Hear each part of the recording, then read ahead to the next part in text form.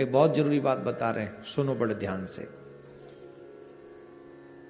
कार्तिक मास जिन्होंने संपूर्ण नहीं किया है,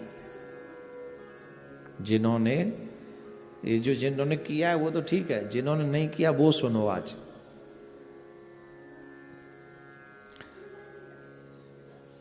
अरे आप शांत रहिए ना। जिन्होंने नहीं किया है वो सुनो। जिन्होंने व्रत नहीं किया है, मतलब जिन्होंने पूरा कार्तिक नहीं स्नान किया, वो सुने। अगर कार्तिक मास के लास्ट के 5 दिन, ये ध्यान रखें, इसको लिख लें आप, कार्तिक मास के लास्ट के 5 दिन अगर आप उन नियमों का पालन करें जो कार्तिक मास में पालन करने योग्य हैं, तो जो फल पूरा कार्तिक मास के स्नान का है, वही फल कार्तिक मास के 5 दिन, जो आखिरी के 5 दिन है, उसका फल आपको मिल जाता है। ये हम नहीं बता रहे हैं, ये पुण्य जो है पितामह भीष्म ने धर्मराज जी को बताया।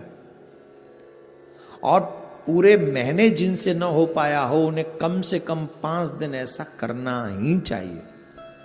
ये कार्तिक मास अपने आप में बड़ा पवित्र पुनीत है, और मैं तो कहूंगा आप भी कीजिए और अपने बच्चों से भी करवाइए, क्योंकि आप हैं तो अभी बच्चे कर लेंगे, कल को शायद आपके बच्चे न करें, समझ ही नहीं पाएंगे, इतने मॉडर्न हो जाएंगे, इतने वो हो जाएंगे, शायद न कर पाए।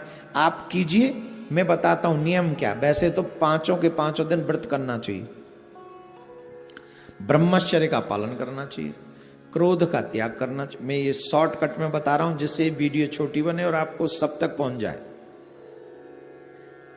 5वां दिन, 5 जो दिन है वो कब से प्रारंभ होंगे?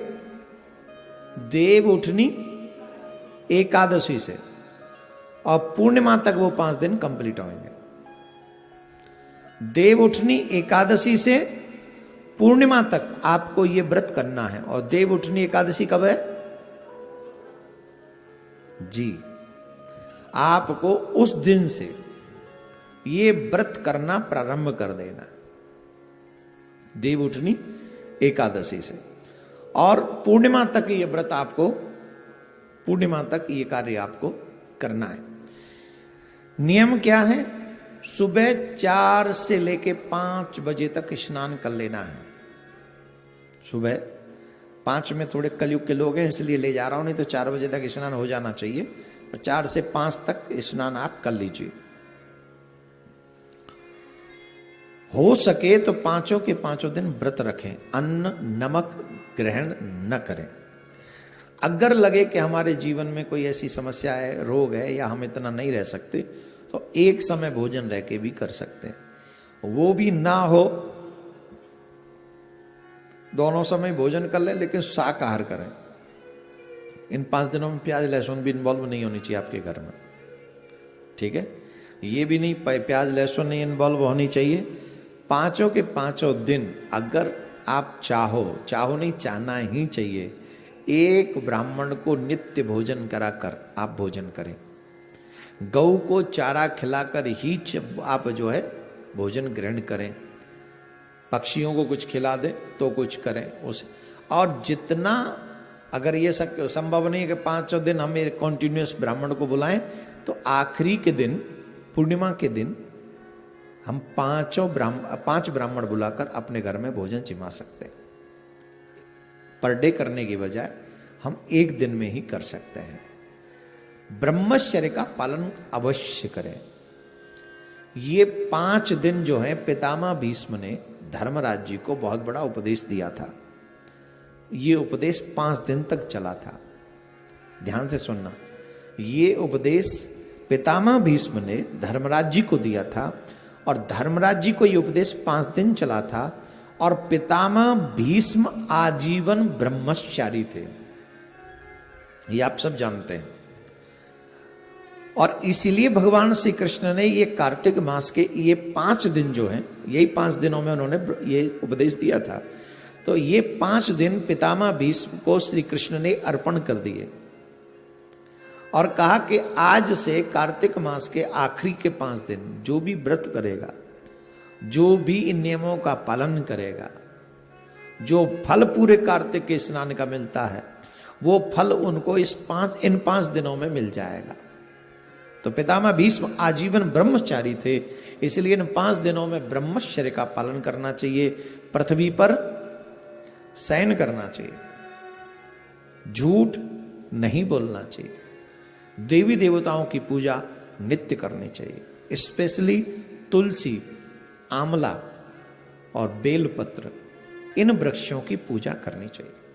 तुलसी हमारे सनातन में बहुत पूजनीय हैं, इसलिए तुलसी के बिरवे के पास जो ये व्रत करें उन्हें सुबह शाम दीपक जलाना चाहिए, घी का दीपक, शुद्ध देसी गाय के घी का दीपक, भैंस का नहीं। आपके यहां बाजार का घी आता है और ये प्रॉब्लम है, हमारे कहने से 10 घी जलेंगे, 10 दीपक जलेंगे इन 5 दिन में, सुबह शाम एक एक, राइट। तो आप 10 दीपकों में कितना घी लगा दोगे? 200 ग्राम, 300 ग्राम, इससे ज्यादा तो नहीं। 300 ग्राम नहीं, 200 ग्राम ही घी ले आओ, लेकिन वो शुद्ध लाओ और तुलसी मैया के आगे सुबह शाम वो दीपक जलाओ। बाद में एक दीपक मंदिर में भी जाके जला सकते हैं आप। भगवान विष्णु का कोई मंदिर हो, कृष्ण जी का कोई मंदिर हो, राम जी का कोई मंदिर हो, जब संध्या का समय सूर्यास्त हो रहा हो उस समय जाकर आप वो दीप दान कर सकते हैं। जो जमुना के तट पर रहते हैं वो जमुना जी को पूर्णिमा के दिन अवश्य दीपदान करें। जो गंगा जी के तट पर रहते हैं वो अवश्य पूर्णिमा के दिन गंगा जी को दीपदान करें। और जिन जिन के पास में आध्यात्मिक नदियां जो हैं उनको पूर्णिमा के या तो 5 के 5 दिन,